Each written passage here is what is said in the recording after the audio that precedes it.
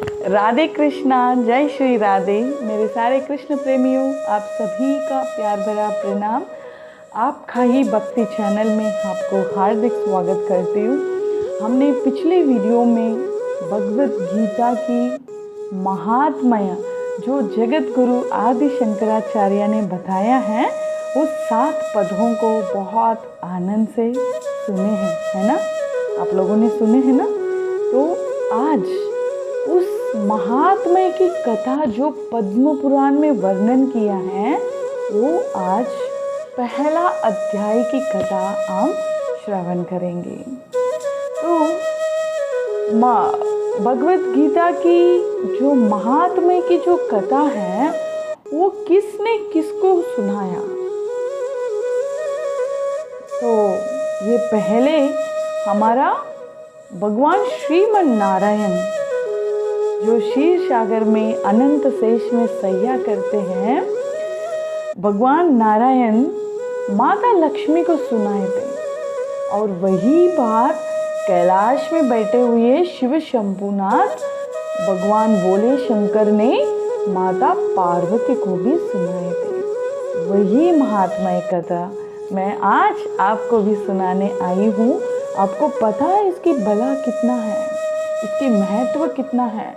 इस कथा के सुनने से मात्र ही जीव की कल्याण हो जाएगी। इस कथा की श्रवण करने मात्र से ही हमारा पाप की नष्ट हो जाएगा। देखिए कितनी महत्वपूर्ण कथा है ना?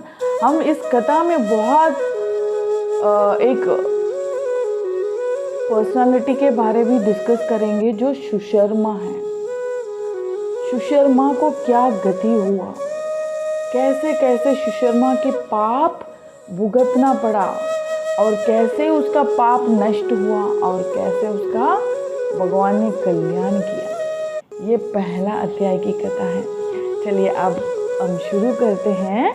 एक बार की बात, भगवान श्रीमन नारायण ने जब अनंत शेष में सैया करते हुए माता लक्ष्मी, तो हम सबको पता है भगवान नारायण की पाद सेवना, नवोदया भक्ति में जो पाद सेवन आती है उसका बेस्ट एग्जाम्पल माता लक्ष्मी है। तो पाद सेवन, चरण सेवा करते हुए माता लक्ष्मी ने नारायण से पूछे, प्रभु आप सो रहे हैं? आप आंख बंद करके योग निद्रा में नारायण ने ऐसा दृष्टि देख के आनंद हो रहे थे। माता लक्ष्मी सोचे, इस अखिल ब्रह्मांड के एक ही तो प्रभु है, आप ही तो गर्भोदक साई विष्णु भी आप ही हो, कारणगद साई विष्णु भी आप ही हो, क्षीरोदक साई विष्णु भी आप ही हो। इसका मतलब पूरा ऑर्गेनाइजर आप ही हो। तो आप सो कैसे सकते? आप कैसे सो सकते हो? तो नारायण मुस्कुराते हुए भगवान नारायण कहते हैं, लक्ष्मी मैं नहीं सो रहा हूँ, मैं आंख बंद करके मेरे जो प्यारे भक्त जो गीता की पाठ कर रहे हैं उसकी आनंद ले रहा हूँ। तो माता लक्ष्मी पूछने लगे, गीता की पाठ का आनंद वो कैसे अद्भुत आनंद है? क्या आनंद है? मुझको भी बताइए, मुझे भी पाना है। तो पूछते पूछते भगवान कहने लगे, इस कलयुग में गीता के श्लोक की रूप में मैं जीवित हूँ और जो भी मेरा प्रिय भक्त गीता का एक श्लोक या आधा श्लोक या उससे भी 1.25 श्लोक भी पढ़ ले, उनको सुशर्मा ने जो गति पाया उस गति उनको मिलेगी। अब माता लक्ष्मी पूछने लगे, सुशर्मा ये कौन है? सुशर्मा कौन है? उसको क्या गति मिला? क्या है इसकी कथा? मुझे सुनाइए, मुझे सुनना है। तो यही बात यहाँ से पद्म पुराण में वर्णन है। यहीं से गीता महात्म्य की पहला अध्याय की कथा शुरू हो रही है। जय जय श्री राधे।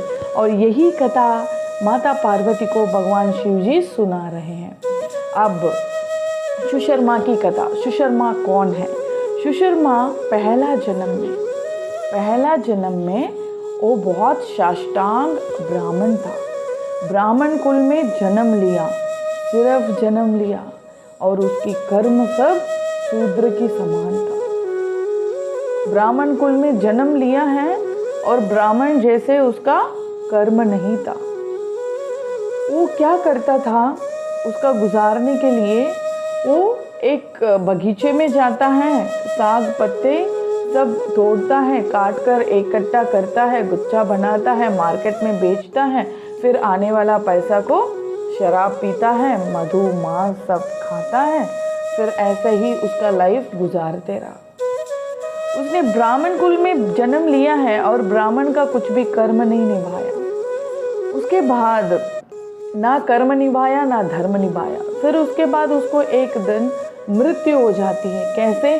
साग काटते काटते उसको एक सांप ने काट दिया, तो उसका मृत्यु हो गई।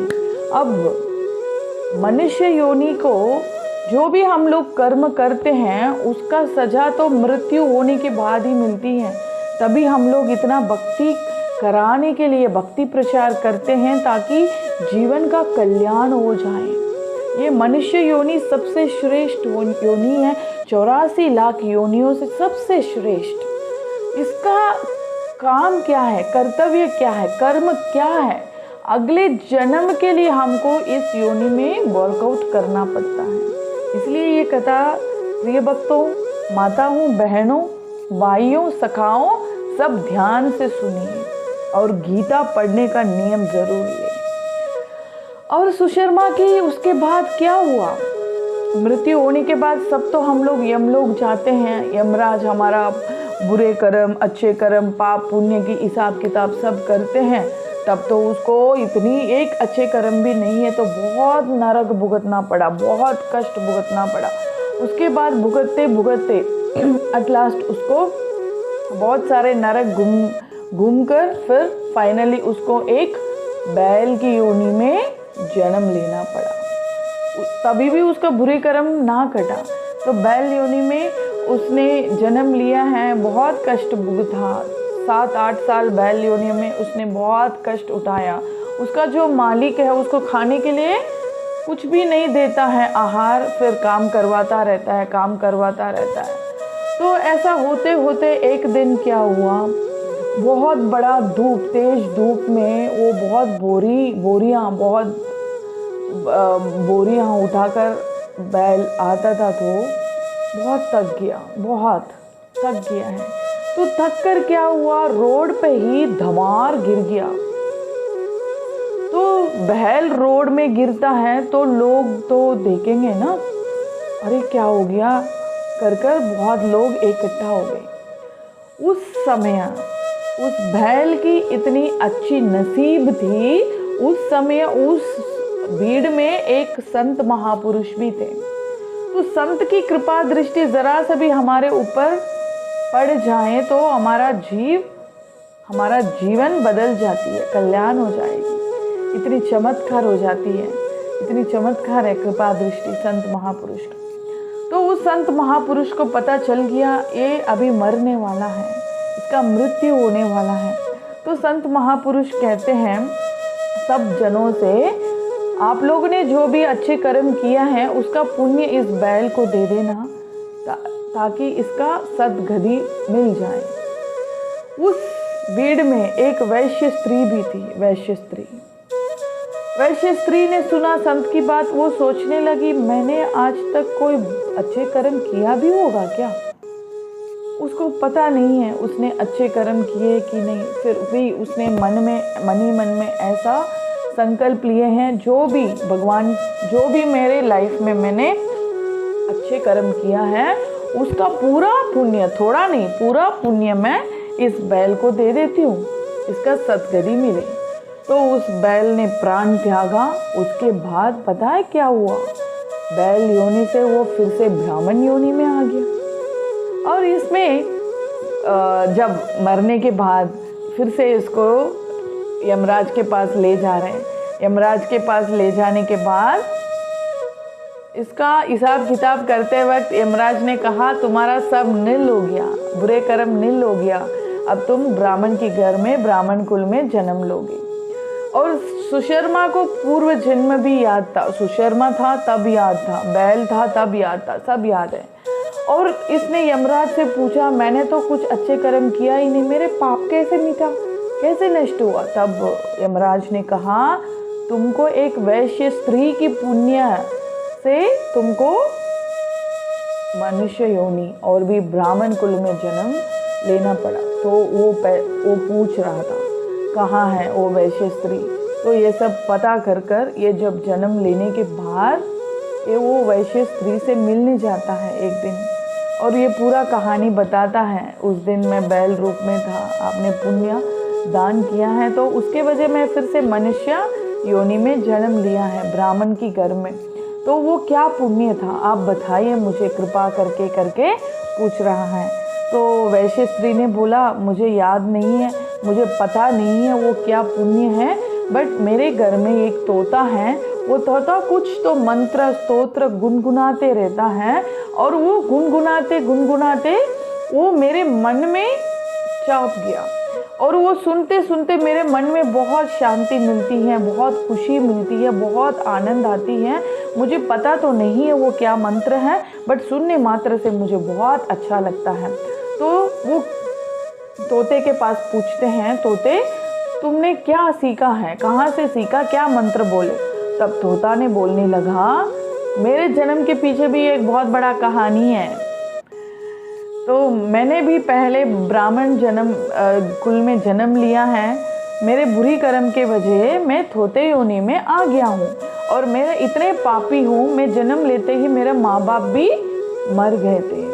उसके बाद मुझे देखभाल करने के लिए कोई नहीं है, तो मैं एक बहुत गर्म रेत के ऊपर, गर्मी के समय था, मैं गिर पड़ा हुआ था, पीने का पानी भी नहीं है। ऐसा स्थिति में 2 संत महापुरुष उस तरफ आए थे और उन्होंने उठाकर मुझे अपने आश्रम में ले आए थे, और आश्रम में आने के बाद मुझे बहुत प्यार से देखभाल किए, और वहाँ गुरुकुल बहुत बच्चे को वो गीता की पाठ सिखाते थे, और गीता के पहला अध्याय के पाठ सिखाते थे, और बच्चे भी श्लोक रिसाइट करते थे पीछे पीछे, और वो सुनते सुनते मेरे मन में भी पूरा मेमोराइज हो गया, पूरा मैंने बायहार्ट कर लिया, और वो बच्चे गाते गाते मुझे भी आदत पड़ गई, और वही पहला अध्याय के श्लोक ही मैं गा रहा था, जो तुमने भी सुना है और जो इनको पुण्य दान किया है।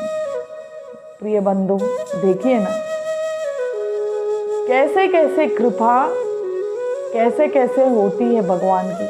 और सुशर्मा और वैश्य स्त्री पूछने लगे, चलो ये तो ठीक है, और तुम उधर से इधर कैसे आ गए? गुरुकुल में था, संत महापुरुषों के बीच में, और वैश्य स्त्री के घर में कैसे पहुंचा? तो गुरुकुल में एक दिन चोर आ गया है, और उसने इनको पैसा के लिए बेच दिया मुझे चोरी कर कर, तब से मैं इनके घर में हूँ। तो देखिए कृपा कैसे कैसे होती है।